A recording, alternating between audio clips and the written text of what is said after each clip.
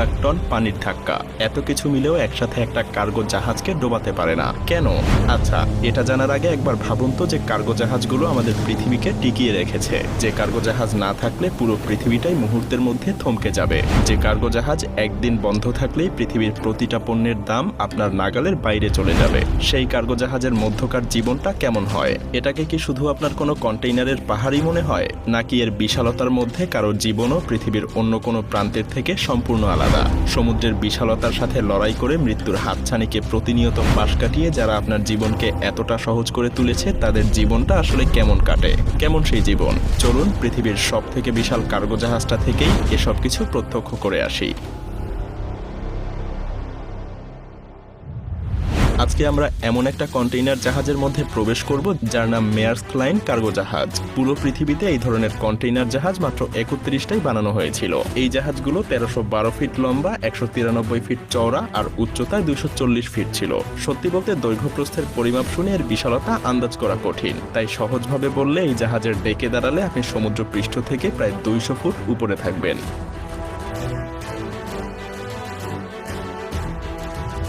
এমনকি এই জাহাজের কন্টেইনারগুলো আপনি যদি কোনো ট্রেনে রাখতে চান, তাহলে সেই ট্রেনটাকে লম্বায় 70 মাইলেরও বেশি হতে হবে। তো একবার ভেবে দেখুন এটা কতটা বিশাল।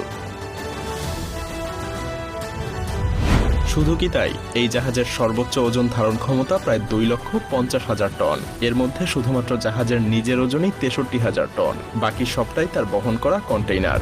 মজার ব্যাপার হলো এসব কন্টেইনার জাহাজে কোনো ডেক থাকে না।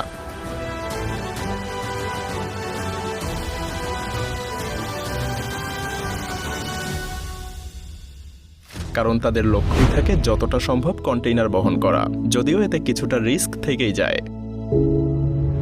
মেরি মেয়ার্স্ক নামের পৃথিবীর অন্যতম বিশাল আকারের এই জাহাজ 24 কলাম কন্টেইনার বহন করতে পারে। প্রত্যেকটা কলাম আবার পাশাপাশি 23টা কন্টেইনার রাখতে পারে। আবার এক একটা কলামে লম্বায় একটার উপর একটা করে 21টার মতো কন্টেইনার রাখা যায়। এর ধারণ ক্ষমতা আপনার ধারণার থেকেও বেশি, তাই না? এবার চলুন জাহাজটার নিচে অনুপ্রবেশ করা যাক। সমুদ্রপৃষ্ঠের 100 ফুট নিচে জাহাজটার ভেতরের দৃশ্য এটা। দেখেই বুঝতে পারছেন জাহাজের কর্মীদের নিচে যাওয়ার প্রয়োজন হলে অনেক ঢালু সিঁড়ি পার করে যেতে হয়। এই জাহাজগুলোর আকৃতি এতটাই বিশাল হয় যে এর ভেতরে থাকলে আপনার মনে হবে আপনি অন্য কোনো পৃথিবীতে চলে এসেছেন। অনেক ক্রু মেম্বার তো এর বিশালতার কারণেই মাঝে মধ্যে বেশ ভয় পেয়ে যায়, আর এই ভয়ে তারা কখনো জাহাজের নির্জন কোনো অংশে একা থাকতে চায় না। এই জাহাজে একটা টরসন বক্স আছে, যেটা আসলে এক ধরনের মেটাল রিম, যেটা পুরো জাহাজটাকে আচ্ছাদিত করে রাখে। এর সাহায্যে জাহাজটার গঠন এবং ব্যালেন্স ঠিকঠাকভাবে ধরে রাখে, যাতে কোনোভাবেই তা ভেঙে না যায়। এই রিংগুলোর আকার এতটাই বিশাল যে এর ভেতর দিয়ে পুরো একটা করিডোর বানানো হয়েছে। তাই জাহাজের কর্মীরা এসব করিডোর দিয়েই জাহাজের এক জায়গা থেকে অন্য জায়গায় যেতে পারে। সবচেয়ে মজার ব্যাপার হলো এসব কন্টেইনার জাহাজের আকৃতি বিশাল হলেও এগুলো পরিচালনা করতে খুব বেশি ক্রু মেম্বারের প্রয়োজন হয় না। বেশিরভাগ ক্ষেত্রে 25 জন ক্রু মেম্বারের একটা গ্রুপ এই জাহাজ ঠিকঠাকভাবে পরিচালনা করতে পারে।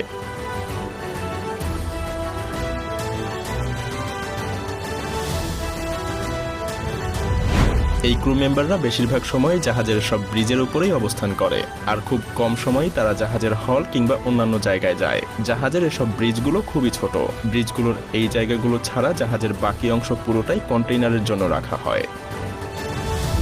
কার্গো শিপের প্রত্যেকটা ক্রু সদস্যই 4 ঘন্টা শিফটে কাজ করে, আর এই শিফটগুলো দিনের যে কোনো সময় হতে পারে, কারণ জাহাজে সার্বক্ষণিকভাবে কাউকে না কাউকে সজাগ থাকতেই হয়। জাহাজের বিভিন্ন মেশিনারিজ রক্ষণাবেক্ষণ, সমুদ্রের মধ্যে দিয়ে নিরাপদে জাহাজ চালনা, রান্নাবান্না এবং ব্রিজকে পরিষ্কার পরিচ্ছন্ন রাখা ক্রুদের সবচেয়ে গুরুত্বপূর্ণ কাজ।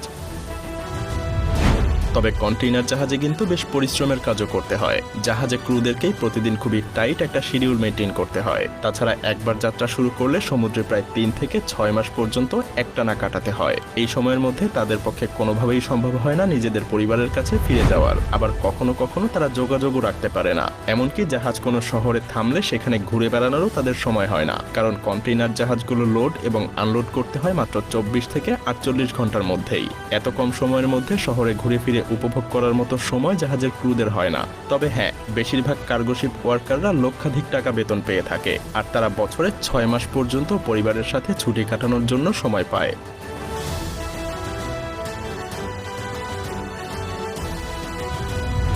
এই কার্গো জাহাজগুলোর কন্টেইনারে হাজার হাজার কোটি টাকার জিনিসপত্র পর্যন্ত তারা পরিবহন করে থাকে। যদি কোনো কারণে এসব কার্গো জাহাজ কোনো দুর্ঘটনায় পড়ে যায়, তাহলে কার্গো জাহাজে থাকা সেই সমস্ত কোটি কোটি টাকার গুপ্তধন সমুদ্রের গর্ভেই বিলীন হয়ে যায়। এগুলো ছাড়াও সমুদ্রপথে জলদস্যুদের ভয় তো থেকেই যায়, তাই তাদেরকে সবসময় জলদস্যুদের হাত থেকেও নিজেদেরকে রক্ষা করার জন্য প্রস্তুত থাকতে হয়।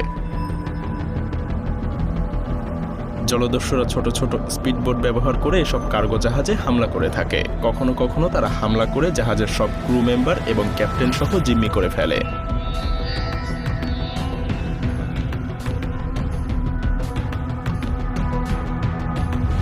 যেমন সম্প্রতি বাংলাদেশের একটা কার্গো জাহাজ জলদস্যুদের আক্রমণের শিকার হয়েছিল। না যাই সেই দিকে, তো যাই হোক, এজন্যই জলদস্যুদের হাত থেকে বাঁচতে বেশিরভাগ কন্টেইনার জাহাজই বিভিন্ন ধরনের আত্মরক্ষামূলক ব্যবস্থা করে থাকে। এর মধ্যে সবচাইতে কার্যকরী পদ্ধতি হলো ওয়াটার হোজ সিস্টেম। এসব হোজের মাধ্যমে উচ্চগতির পানি ছাড়া হয়, ফলে জাহাজের চারপাশে একটা সুরক্ষা ব্যবস্থা তৈরি হয়। পানির প্রবল গতির কারণে জলদস্যুরা জাহাজে উঠতে পারে না। তবে সম্প্রতি জাপান আরও অত্যাধুনিক একটা ব্যবস্থা তৈরি করে ফেলেছে, যার নাম অ্যান্টি-পাইরেসি কার্টেইন। এটা আসলে কয়েকটা হোজকে একসাথে করে বানানো। এগুলো একটানা জাহাজের পাশ দিয়ে ঘুরতে থাকে এবং এর মধ্যে থেকে উচ্চ গতিতে পানি বের হয়। জলদস্যুদের পক্ষে কোনোভাবেই সম্ভব হয় না এসব পানির গতি রোধ করে জাহাজে বেয়ে ওঠার। যদিও অনেক জলদস্যুরা একসাথে আক্রমণ করলে তা ঠেকানো বেশ কঠিন, কারণ এসব কার্গো জাহাজে ক্রুর সংখ্যা খুবই কম থাকে। তবে কিছু কিছু বড় জাহাজে ক্রুর সংখ্যা কিছুটা বেশি থাকতে পারে।